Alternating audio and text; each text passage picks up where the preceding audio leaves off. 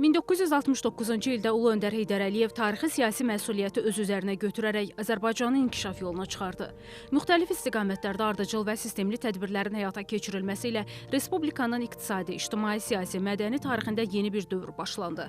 1969-cu ilə qədər SSR-nin aqrar əyaləti kimi tanınan Azərbaycan, həmin tarixdən sonra inkişaf etmiş sənaye ölkəsinə, elmi-texniki tərəqqinin geniş şəkildə tətbiq olunduğu respublikaya, yüksək mədəniyyəti ilə bütün dünyada tanınan diyara çevrildi. Ulu Öndərin Azərbaycanda hakimiyyətdə olduğu 1969-1982-ci illərdə respublikamızda yüzlərlə zavod, fabrik, istehsalat sahələri yaradıldı. 213 yeni iri sənaye müəssisəsi istismara verildi.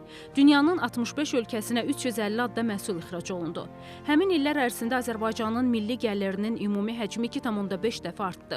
İqtisadi bazanın gücləndirilməsi ilə təhsil sektorunda yeni inkişaf strategiyası müəyyənləşdirildi. Heydər Əliyevin respublikaya rəhbərlik etdiyi dövrdə SSR-nin ən nüfuzlu ali təhsil müəssisələrində 18 minədək yüksək ixtisaslı mütəxəssis hazırlandı.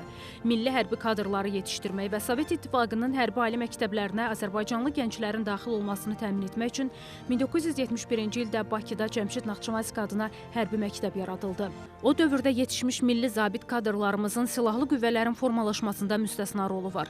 1978-ci ildə Ulu Öndər Heydər Əliyevin cəhdləri və təşəbbüsü sayəsində Azərbaycan SSR-nin konstitusiyasına Azərbaycan dili Azərbaycan SSR-nin rəsmi dövlət dilidir maddəsi daxil edildi. 1990-cı illərin əvvəllərində ölkəmizin vətəndaş müharibəsinə, xaos və anarxiyaya sürükləndiyi zamanda ümumilli liderimiz növbəti dəfə canı qədər sevdiyi Azərbaycanı xilas etdi.